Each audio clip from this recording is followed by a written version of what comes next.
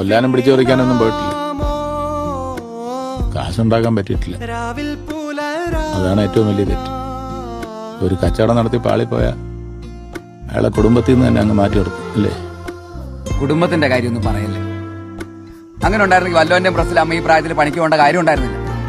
ആ ചെറുക്കൻ UK അമേരിക്കയിൽ എവിടെയെങ്കിലും പഠിക്കാൻ പോകാൻ വേണ്ടി നിൽക്കണം. അമ്മ വീതം വിറ്റ് കിട്ടി കാശ് കൊടുത്തിട്ട് വേണം അവിടെ. അത്രയെങ്കിലും അവർ ചെയ്യുന്നുണ്ടല്ലോ. അതൊക്കെ പോട്ടെ.